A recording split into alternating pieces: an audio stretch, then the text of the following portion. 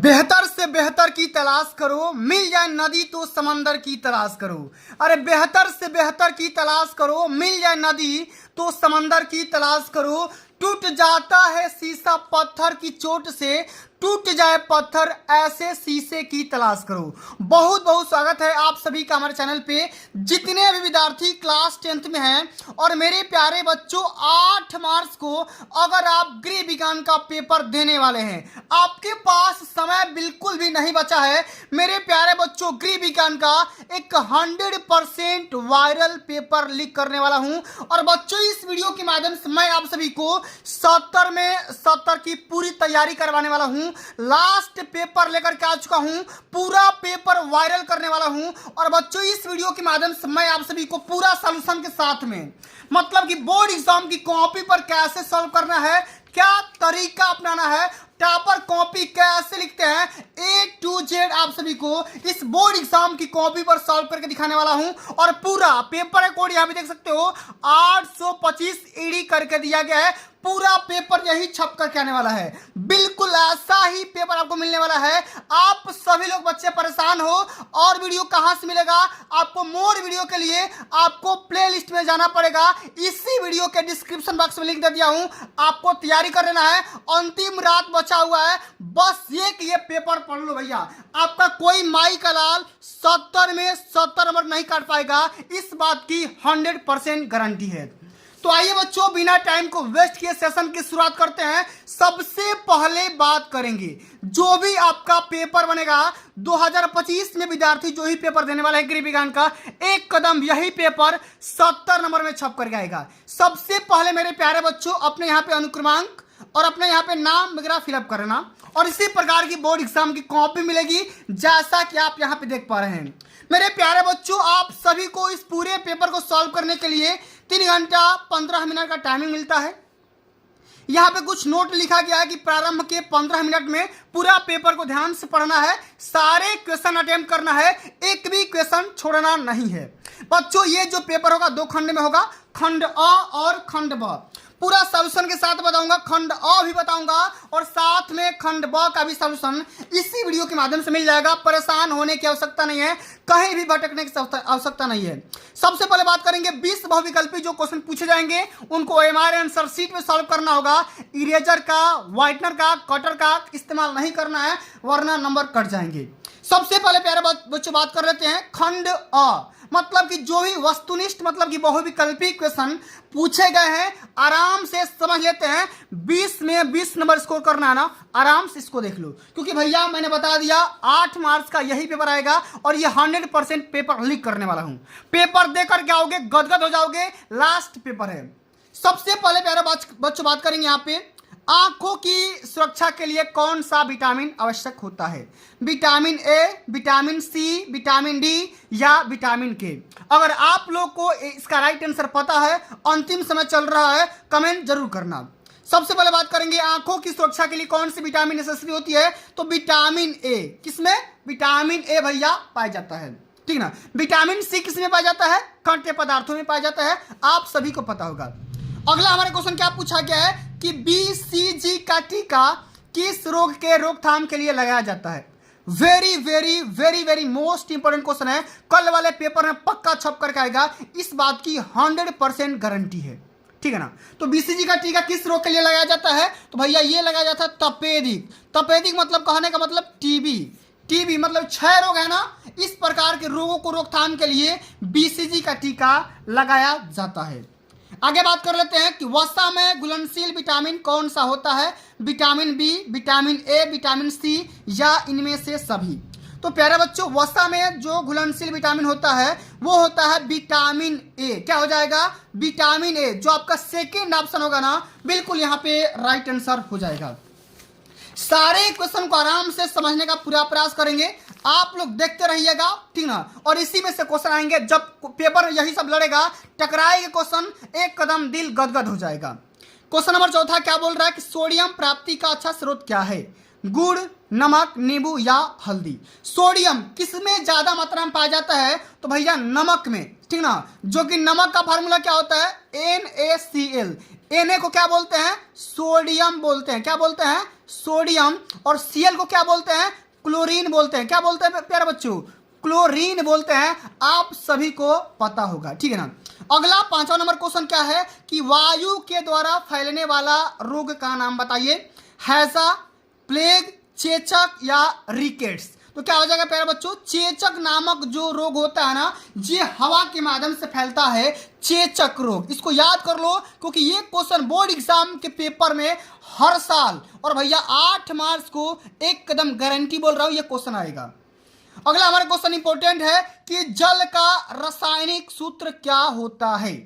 HO, H2O, HO2 या H2O2। तो मेरे प्यारे बच्चों इसको इंपॉर्टेंट लगा लो, स्टार लगा लो, कल एग्जाम में पक्का ये क्वेश्चन मिलेगा, ठीक है ना। क्या हो जाएगा? H2O हो जाएगा, ठीक है ना। ये क्वेश्चन बोर्ड एग्जाम के पेपर में पक्का पूछा जाएगा। अगला हमारा क्वेश्चन क्या है कि एक स्वास्थ्य सामान्य व्यक्ति के शरीर का तापमान होता है, अब कितना डिग्री फ़ारेनहाइट होता है? आप सभी को सेल्सियस में पता होगा, 37 डिग्री सेंटीग्रेड आप सभी को पता होगा, लेकिन एग्जामिनर ने क्या कर दिया? थोड़ा सा क्वेश्चन घुमा दिया, फ़ारेनहाइट में पूछ लिया तो 98.6 डिग्री फ़ारेनहाइट होता है। और मेरे प्यारे बच्चों आप लोग बताओ कि डिग्री में और फ़ारेनहाइट में क्या रिलेशन होता है? तो बता दो कि C/5 बराबर F-32/9। ये भी एग्जाम में इस प्रकार का न्यूमेरिकल पूछा जाता है, ठीक है ना, इस प्रकार के फार्मूला पे। अगला हमारा क्वेश्चन पूछा गया कि संक्रामक रोग फैलता है वायु के द्वारा, सही बात है, जल के द्वारा, सही बात है, संपर्क के द्वारा, सही बात है। यानी कि इनमें से जो आपका सभी ऑप्शन होगा ना, डी जो ऑप्शन होगा 100% राइट आंसर हो जाएगा। जितना क्वेश्चन बता रहा हूं मेरे प्यारे बच्चों, वायरल पेपर लेकर के आ चुका हूं, यही पेपर हर कोड में, हर डिस्ट्रिक्ट में छप करके आएगा। पूरा ये पेपर तैयार करके चले जाओ। आगे बात कर रहे हैं विटामिन डी की कमी से कौन सा रोग होता है? मलेरिया, रिकेट्स, ज्वर या बेरी। तो मेरे प्यारे बच्चों विटामिन डी की कमी से क्या हो जाता है? रिकेट्स, जो कि किसमें पाया जाता है? प्रकाश में पाया जाता है विटामिन डी। और प्रकाश की कमी से कौन सा रोग हो जाएगा? रिकेट्स। अब इसमें क्या होगा भैया? हाथ और पैर, इसमें क्या होगा? हाथ और पैर दुबला पतला हो जाता है, एकदम पतला हो जाएगा। हाथ पैर क्या हो जाएगा? एकदम दुबला पतला हो जाएगा। उसी को बोलते हो क्या? कुपोषण का शिकार हो गए हो क्या बाबू? नहीं बाबू, कुपोषण का शिकार नहीं होना है, एकदम 95% छाप करके आना है हर पेपर में। अगला हमारा क्वेश्चन क्या है? विश्व पर्यावरण दिवस कब मनाया जाता है? 5 जनवरी, 5 मार्च, 5 जून या 5 जुलाई? प्यारे बाबू 5 जून को विश्व पर्यावरण दिवस मनाया जाता है। एक कदम छाप करके आ जाओ, दिल गदगद हो जाएगा। हर पेपर में 90% प्लस नंबर मेरे को चाहिए, 95% नंबर चाहिए। अगला हमारा क्वेश्चन क्या पूछा गया है? लौह तत्व की कमी से कौन सा रोग होता है? वेरी मोस्ट इंपोर्टेंट क्वेश्चन है, इसको भैया आप स्टार लगा लो। कल वाले पेपर में पक्का पूछेगा लोहे की कमी से कौन सा रोग होता है? बेरी, रतौंधी, एनीमिया या स्कर्वी। तो क्या हो जाएगा? एनीमिया। क्या हो जाएगा? एनीमिया नामक रोग हो जाता है लोहे की कमी से, ठीक है ना। इस बात को हमेशा याद कर लेना, ठीक है ना। अब चलिए प्यारे बच्चों अगला हमारा क्वेश्चन क्या है, जरा ध्यान से समझिए। अभी तो भैया ये टेलर है, अभी तो मैं आप सभी को पूरा पेपर, पूरा मूवी लॉन्च करने वाला हूं। परेशान होने की बात नहीं है, एक कदम कहीं भटकने की आवश्यकता नहीं है। पूरा पेपर फुल सॉल्यूशन के साथ में बताने वाला हूं, ठीक है ना। अगर आपको और इसके बारे में वीडियो चाहिए तो भैया एक बार प्ले लिस्ट चेक कर लेना, ठीक है ना। एक बार प्ले लिस्ट चेक करना, सैकड़ों वीडियो आपको गृह विज्ञान पे मिल जाएगी जो कि वायरल ट्रेंडिंग में चल रही है, ठीक है ना। चलिए बात करेंगे 12 नंबर क्वेश्चन, विटामिन सी का सबसे अच्छा स्रोत क्या है? हरी सब्जी, दाल, दूध या खट्टे फल? सभी को पता होगा। ये क्वेश्चन स्टार लगा लो, ट्रिपल स्टार, दरोगा जी वाला स्टार लगा लो कि भैया विटामिन सी खट्टे पदार्थों में, खट्टे फलों में पाया जाता है ना। तो डी ऑप्शन यहाँ पे राइट आंसर हो जाएगा। अगला हमारा क्वेश्चन क्या पूछा गया है कि नवजात शिशु जिसका जन्म 0 से लेकर के 1 महीना का बीच का अवस्था है, उसका हृदय रेट पूछ दिया है, माने 1 मिनट में उसका हृदय कितना बार पंपिंग करता है, ये आपको बताना है। तो प्यारे बच्चे इस क्वेश्चन का जो राइट आंसर होगा ऑप्शन नंबर यहाँ पे सेकंड हो जाएगा। 80 से लेकर के 60 बार, ठीक है ना। 80 से लेकर के 160 बार जो होगा ना, 1 मिनट में उसका हार्ट पंपिंग करता है, जो कि बच्चा अभी अभी जन्म लिया है या 1 महीना का हुआ है। आगे बात समझ में। चलो अगला हमारा क्वेश्चन क्या है कि क्षय रोग किस जीवाणु के द्वारा फैलता है? बैसिलस, अमीबा, वायरस या क्यूलेक्स? अब क्यूलेक्स थोड़ा सा गलती नाम लिखा गया है, इसको यहां पे मैंने सुधार दिया, ट्यूबुलर क्यूलोसिस, ठीक है ना। ट्यूबुलर क्लोसिस शब्द देगा, यही इस क्वेश्चन का राइट आंसर हो जाएगा। डी जो ऑप्शन होगा एकदम 100% राइट आंसर हो जाएगा। आगे बात कर लेते हैं अगला हमारा क्वेश्चन कि क्वाशी-योरकर रोग किसकी कमी से होता है? वसा, खनिज लवण, प्रोटीन या इनमें से सभी? तो क्या हो जाएगा प्यारे बच्चों? प्रोटीन की कमी से क्वाशी-योरकर नामक रोग होता है। आगे बात समझ में, इसको रट लो क्योंकि भैया ये कल पेपर में पक्का पूछेगा। अगला क्वेश्चन क्या है कि 1 ग्राम वसा कितनी कैलोरी एनर्जी देता है? तो मेरे प्यारे बच्चों आप लोग यहाँ पे लगा कर आना 9 कैलोरी, ठीक है ना, 9 कैलोरी। 1 ग्राम वसा में कुल मिलाकर के 9 कैलोरी एनर्जी मिलती है। इस बात को हमेशा याद रखना 100%। कई बार ये क्वेश्चन बोर्ड एग्जाम के पेपर में ऑलरेडी पूछा जा चुका है। स्टार लगा लो, इसको रट लो, 2-3 बार पेपर को देख करके चले जाओ, ठीक है ना। चलिए अगला हमारा क्वेश्चन इंपॉर्टेंट क्वेश्चन है कि टाइफाइड फैलाने वाला जीवाणु कौन सा है? ठीक ना, क्या है भैया? बैसिलस, साल्मोनेला टाइफी, टिटेनी या हिस्टोलिटिका, ठीक है ना। तो टाइफाइड फैलाने वाले जीवाणु का नाम हो जाएगा साल्मोनेला टाइफी। क्या हो जाएगा? साल्मोनेला। टाइफाइड से टाइफी याद कर लो, ठीक है ना, एक टैग वर्ड याद कर लो भैया, टाइफाइड टाइफी, ठीक है। क्या हो जाएगा यहाँ पे? साल्मोनेला टाइफी हो जाएगा। अब इसी के माध्यम से ये हमारा क्या हो जाता है? टाइफाइड हो जाता है। अगला हमारा क्वेश्चन क्या है कि भोजन में किस पोषक तत्व की कमी से घेघा, क्या भैया? घेघा नामक रोग हो जाता है। घेघा में क्या हो जाता है? गर्दन सूज जाता है, ठीक ना। यहाँ पे क्या हो जाता है? एकदम गर्दन सूज जाता है। इसको किस वजह से होता है? प्रोटीन की कमी से, आयोडीन की कमी से, कैल्शियम की कमी से या वसा की कमी से? तो मेरे प्यारे बच्चों आयोडीन की कमी से घेघा नामक रोग हो जाता है। सेकेंड ऑप्शन एकदम बिल्कुल यहाँ पे राइट आंसर हो जाएगा। इसको बढ़िया से तैयार करके चले जाओ, ठीक है। अगला हमारा क्वेश्चन क्या बोला गया है? विटामिन B2 का क्या नाम है? थायमिन, राइबोफ्लेविन, नाइसिन या फोलिक एसिड? तो मेरे प्यारे बच्चों विटामिन जो B2 का नाम है ना, उसका केमिकल फार्मूला होता है, ठीक ना, केमिकल जो नाम होता है, रासायनिक नाम राइबोफ्लेविन है, ठीक है। क्या है? राइबोफ्लेविन। अगर विटामिन बी केवल पूछेगा तो थायमिन मार देना, विटामिन B2 पूछेगा तो मेरे प्यारे बच्चों राइबोफ्लेविन मार करके आना। एकदम राइट आंसर यहाँ पे आप सभी का सेकेंड ऑप्शन हो जाएगा। चलिए अगला हमारा क्वेश्चन क्या पूछा गया, जरा ध्यान दो, एकदम इंपॉर्टेंट क्वेश्चन है कि हड्डी की मजबूती किस तत्व के कारण होती है? लौह तत्व, प्रोटीन, कैल्शियम या सोडियम? तो भैया हड्डियां जो मजबूत होती है ना, ये कहीं ना कहीं कैल्शियम की वजह से। तीसरा जो ऑप्शन होगा ना, बिल्कुल यहाँ पे करेक्ट आंसर हो जाएगा, ठीक है ना। चलिए अब मेरे प्यारे बच्चों आगे बात कर लेते हैं। अगला जो हमारा क्वेश्चन है, ठीक है ना, अगला जो हमारा क्वेश्चन है ये आता है खंड ब। और मैंने पूरा आप सभी को बहुविकल्पी बता दिया। अब आपको ये वाला कैसे करना है, कैसे कॉपी लिखना है, कैसे सॉल्यूशन करना है, क्या तरीका अपनाना है, कौन सी गलतियां नहीं करना है, सब कुछ बताऊंगा। पहले आप इसका सॉल्यूशन देख लो, एकदम लिख लिख कर बताने वाला हूं, परेशान होने की कहीं बात नहीं है, ठीक है ना। सबसे पहले प्यारे बच्चों बात करेंगे खंड ब। अब ये जो सेक्शन होता है ना 50 नंबर का पूछा जाता है। इसमें अति लघु उत्तरी, ठीक है ना, फिर लघु उत्तरी, साथ में दीर्घ उत्तरी। अति लघु उत्तरी 2 नंबर के, ये 4 नंबर के, ये 6 नंबर के, पूरा सेक्शन करवाने वाला हूं, परेशान नहीं होना है, कहीं भटकने की आवश्यकता नहीं है। सबसे पहले बात करेंगे, निर्देश दिया गया है कि प्रश्न संख्या 21 से लेकर के 26 तक अति लघु उत्तरीय है और प्रत्येक प्रश्न का उत्तर अधिकतम 25 शब्द में देना होगा। एक कदम सटीक भाषा में मैं बताने जा रहा हूं, आराम से समझिएगा। सबसे पहला हमारा क्वेश्चन क्या है 21 नंबर कि बजट बनाने का मुख्य उद्देश्य क्या है? तो सबसे पहले मेरे प्यारे बच्चों आप हेडिंग डालो, बजट बनाने का मुख्य उद्देश्य। इस प्रकार का आपको ब्लैक पेन से हेडिंग लगा लेना है और यहाँ ब्लैक पेन से हेडिंग लगाने के बाद इस प्रकार से लिखना है। इसमें लिखेंगे कि बजट बनाने से हमें आय का ज्ञान हो जाएगा, साथ में हमें व्यय का ज्ञान हो जाएगा और साथ में हम कितना बचत कर रहे हैं, ठीक ना, बचत कर रहे हैं इसका भी ज्ञान हो जाएगा, ठीक ना।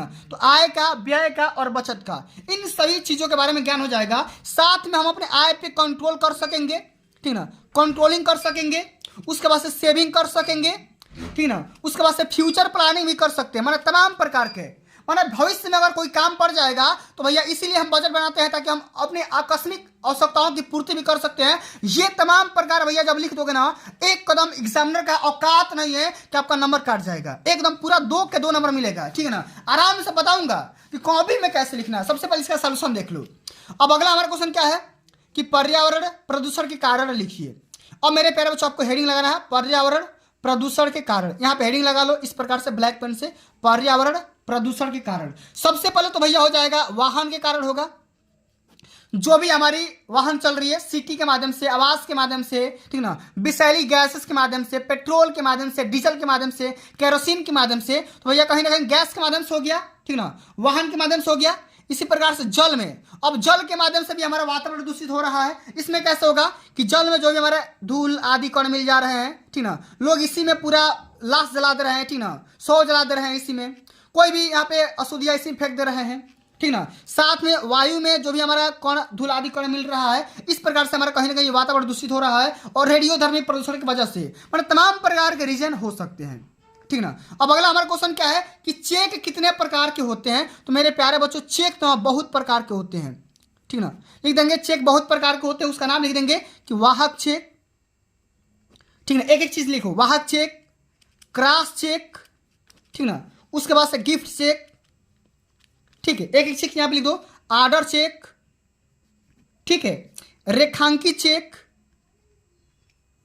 ठीक है।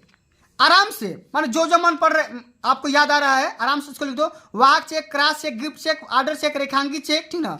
आराम से माने तमाम प्रकार के चेक होते हैं, बस खाली नाम लिख दोगे। 2 नंबर क्वेश्चन है, 2-3 लाइन लिख दोगे, पूरा नंबर यहां से पा जाओगे। अब अगला क्वेश्चन मेरे प्यारे बच्चों है कि मोच का लक्षण क्या है? तो सबसे पहले भैया मांसपेशिया में खिंचावा जाएगा, मांसपेशियों में खिंचाव आ जाएगा, ठीक है, दर्द होगा, सूजन आ जाएगा, ठीक है। माने इस प्रकार का लक्षण जब दिखाई देगा तो कहीं ना कहीं हमारे बॉडी में मोच आ जाएगा, ठीक है ना। ये सभी सारे लक्षण मोच के हैं, तो हेडिंग लगा लेना, मोच का लक्षण मांसपेशिया में खिंचाव, दर्द, सूजन, ये तमाम प्रकार का रीजन हो सकता है। अब मेरे प्यारे बच्चों अगला हमारा क्वेश्चन है रोग प्रतिरोधक क्षमता क्या होता है? हेडिंग लगा लो रोग प्रतिरोधक क्षमता। इसी प्रकार से पूरा बताऊंगा, परेशान मत होना, कॉपी भी लिखने का तरीका बताऊंगा। तो रोग प्रतिरोधक क्षमता क्या होता है? तो जो भी हमारा बॉडी होता है ना, ये रोगों से लड़ने का काम करता है। ये नहीं चाहता है तो कि हमारा बॉडी बीमार पड़े, तो रोगों से लड़ने की क्षमता, ठीक ना, रोगों से लड़ने की जो क्षमता होती है उसी को हम क्या बोलेंगे? रोग प्रतिरोधक क्षमता बोलेंगे या रोग प्रतिरक्षा बोलेंगे, ठीक है। अगला हमारा क्वेश्चन है यहाँ पे है कि भोजन विषाक्तता के कारण लिखिए। माने भोजन हमारा जहरीला क्यों होता है? तो भैया भोजन जहरीले होने के कई सारे कारण हो सकते हैं, निम्न कारण हो सकते हैं। सबसे पहला तो जो भी हमारा भोजन में जीवाणु, ठीक ना, कीटाणु, रोगाणु, ठीक है, भोजन को खुले रख देंगे मक्खी के माध्यम से, माने तमाम प्रकार के रीजन हो सकते हैं भोजन के विषाक्तता होने के, जहरीला पदार्थ बनाने के, ठीक है ना। इस प्रकार से भैया हमारा भोजन दूषित हो जाता है, प्रदूषित हो जाता है और विषाक्त हो जाता है, जहरीला हो जाता है, ठीक ना। जीवाणु के माध्यम से, कीटाणु के माध्यम से, रोगाणु के माध्यम से खुले में छोड़ देंगे, मक्खियां करके बैठ जाएंगी, तो कहीं ना कहीं इस वजह से हमारा भोजन क्या हो जाएगा? जहरीला हो सकता है। अब मेरे प्यारे बच्चों अगला जो हमारा क्वेश्चन पूछा गया है प्रश्न संख्या 21 से लेकर के 27 से लेकर के 31 तक लघु उत्तरी वाला क्वेश्चन है, जो कि 50 शब्द में लिखना होगा और ये क्वेश्चन 4 नंबर के पूछे जाएंगे। घर में सिलाई करने के क्या लाभ होता है? तो हेडिंग लगाओ, घर में सिलाई करने से लाभ।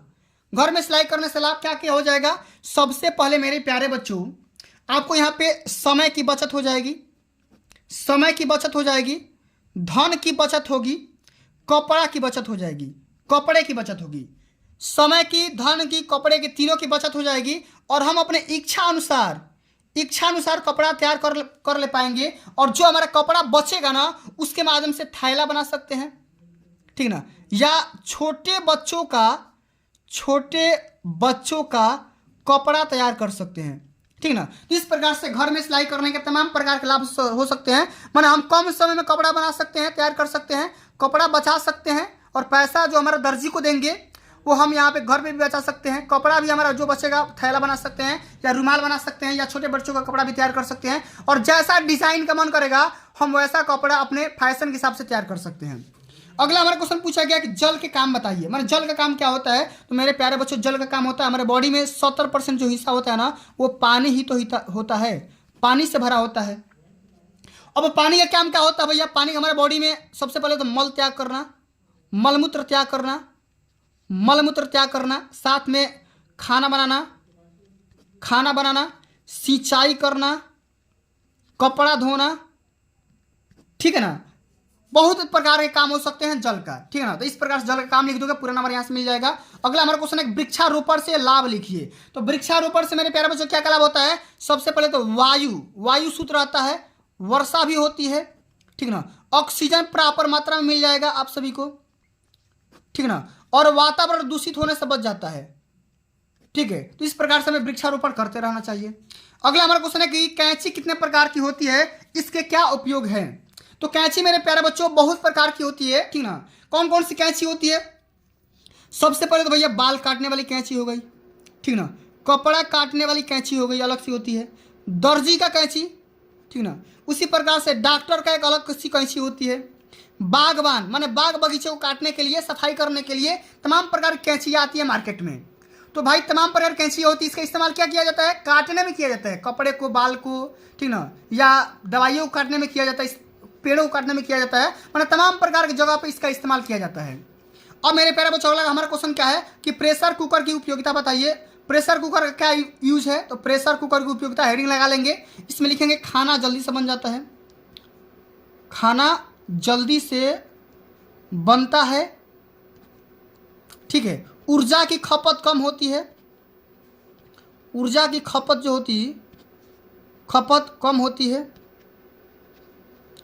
समय कम लगता है, समय बहुत जल्दी माने खाना बहुत जल्दी तैयार हो जाता है, समय कम लगता है, खाना बहुत जल्दी तैयार हो जाता है, खाना जल्दी मिल जाता है। तमाम प्रकार के रीजन हो सकते हैं भैया प्रेशर कुकर के माने उपयोगिता के माध्यम से, ठीक है ना। चलिए अब अगला जो हमारा क्वेश्चन प्यारे बच्चों पूछा गया है ये वाला, जो कि 32 से लेकर के 34 तक दीर्घ उत्तरी वाला प्रश्न है। 32 से लेकर के 33 34 32 33 34, ठीक है ना। अब इसको 100 शब्द में लिखना है, ठीक है ना। अब इसको थोड़ा सा आपको बना करके लिखना होगा, ठीक है ना। 6 नंबर का ये क्वेश्चन पूछा जाता है। सबसे पहला हमारा क्वेश्चन है कि अस्थि भंजन, यह अस्थि भंग से क्या तात्पर्य है और अस्थि भंग कितने प्रकार के होते हैं, उपचार का वर्णन कीजिए।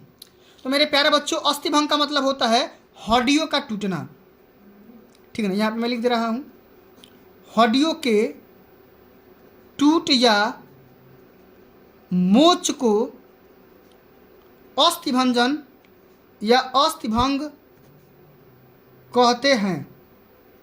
जब हड्डी आपस में क्रैक हो जाती है, टूट जाती है, बिखर जाती है, उस प्रोसेस को क्या कहते हैं? अस्थि भंग कहते हैं। अब ये कितने प्रकार की होती है भैया? तमाम प्रकार की होती है। पचड़ी अस्थि भंजन, चपटी, ठीक ना, टेढ़ी हो जाती है, ठीक ना, कभी क्रैक हो जाती है, ठीक ना, तमाम प्रकार के। अब इसका उपचार कैसे करेंगे? तो भैया इसका उपचार किया जाता है कैसे? बेंड करके, ठीक ना, या इसका उपचार हम कर सकते हैं प्लास्टर ऑफ पेरिस लगा करके, ठीक ना, प्लास्टर ऑफ पेरिस के माध्यम से परमानेंट इसको प्लास्टर करके भैया इसको हम इस्तेमाल कर सकते हैं। या तो ये आपको ये करना है कि श्वसन तंत्र के मुख्य अंग कौन कौन से होते हैं, इसको बढ़िया से तैयार करके जाना है। इसका डायग्राम आपको जरूर तैयार करना है, डायग्राम, ठीक है ना। अगला हमारा क्वेश्चन है 33 नंबर की पारिवारिक बचत से आप क्या समझते हैं? किन साधनों के द्वारा बचत को सुरक्षित रखा जा सकता है? किसी एक साधन के बारे में डिटेल में लिखिए। तो मेरे प्यारे बच्चों अगर मान लो कि हम पारिवारिक बचत, तो बचत के बारे में क्या लिखेंगे? आय में से जब व्यय को घटा देंगे तो जो हमारा शेष राशि बचेगा वही हमारा बचत हो जाएगा। अब इसको बचत रखने का साधन, साधन क्या क्या होगा? सबसे पहले तो बैंक हो जाएगा, डाक खाना हो जाएगा, ठीक है ना। कंपनी के शेयर खरीद सकते हो, ठीक ना, कंपनी के शेयर भी खरीद सकते हो, या LIC वगैरह इस प्रकार का, मतलब कि आप फिक्स कर सकते हो पैसा, ठीक ना। किसी कंपनी का शेयर खरीद के या पैसा को आप डोनेट भी कर सकते हो। तमाम प्रकार के रीजन हो सकते हैं। किसी एक साधन के बारे में लिखना होगा कि बैंक के माध्यम से किस प्रकार से आपको बचत करना है। अब अगला हमारा क्वेश्चन है कि जल का संगठन बताइए और जल को शुद्ध करने के उपाय बताइए। तो भैया जल का संगठन क्या होता है? H2O होता है, मतलब कि हाइड्रोजन और ऑक्सीजन के मिलकर के बनाया जाता है, ठीक है ना। तो जल का संगठन होता है H2O। अब जल को शुद्ध करने के उपाय क्या होता है? सबसे पहले इसको हम गर्म कर सकते हैं, गर्म करके भैया कर सकते हैं, ठीक ना, या क्लोरीन के माध्यम से भैया इसको हम शुद्ध कर सकते हैं, ठीक है। तमाम प्रकार के रीजन हो सकते हैं। अंत में हमारा क्वेश्चन पूछा गया कि प्राकृतिक श्वसन क्रिया क्या होती है? प्राकृतिक एवं कृत्रिम श्वसन क्रिया में क्या अंतर होता है, ठीक है ना। अभी देखो मैं ये बताने वाला हूँ भाई, परेशान मत होना, ठीक है। तो प्राकृतिक श्वसन क्या होता है? देखो कभी कभी इंसान क्या होता है, घायल हो जाता है। अब घायल होने घायल की अवस्था में इंसान प्रॉपर सांस नहीं ले पाता है, ठीक है। उस समय प्राकृतिक श्वसन की क्रिया कराई जाती है। अब इसमें क्या होगा कि नाक में जो आपका, मेरे प्यारे बच्चों, नाक में क्या किया जाएगा, नली भेज दिया जाएगा और इसी के माध्यम से ऑक्सीजन भेजा जाएगा, ठीक है ना। और प्राकृतिक श्वसन क्या होता है और कृत्रिम श्वसन क्या होता है, इसके बारे में लिखना होगा। अब ये कंडीशन कब आता है, कभी कभी इंसान पानी में डूब जाता है, पानी में डूबने पर ये इंसान हो जाता है, कभी कभी फांसी भी लगा लेता है, ठीक है ना, फांसी भी लगा लेता है। इस प्रकार से तमाम प्रकार के रीजन हो सकते हैं। तो अब यहाँ पे प्राकृतिक, यहाँ पे सांस लिया जाता है, और कृत्रिम तो भैया आप जानते ही हो, जो आप सांस ले रहे हो उसी को कृत्रिम सांस बोला जाता है, ठीक है ना। तो मेरे प्यारे बच्चों, पूरा मैंने क्वेश्चन सॉल्व करवा दिया, पूरा पेपर सॉल्व करवा दिया। यही वाला पेपर आप सभी को कल हो सकता है एग्जाम में पूछा जाएगा, तो पूरा पेपर आपको तैयार करके जाना है और एकदम 100 में 100 फोड़ करके आना है। 30 नंबर प्रैक्टिकल तो मिल जाएंगे, इसमें भी आपको 70 में 70 नंबर फोड़ करके आना है, ठीक है ना।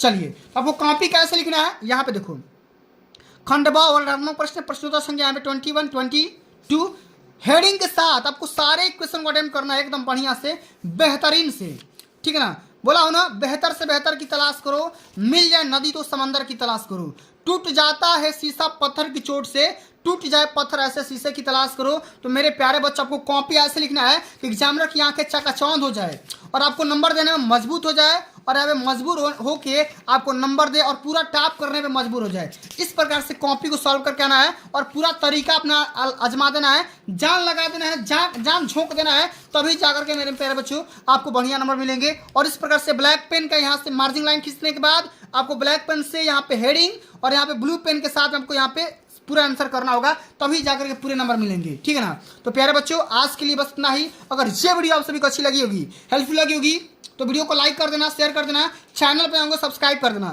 अगर आपको और वीडियो देखना है तो आपको मैंने लिंक दे दिया हूँ प्लेलिस्ट का, वहाँ पर जाओ, डिस्क्रिप्शन में लिंक पड़ा हुआ है, पूरा वीडियो देख डालो। रात भर में जो भी मैंने करवाया है सब कुछ एकदम वायरल पेपर करवा दिया हूँ, पूरा जो भी पेपर में फंसने वाला है, ठीक ना। तो चलिए, मिलता है अगली वीडियो में, तब तक के लिए जय हिंद, जय भारत, वंदे मातरम।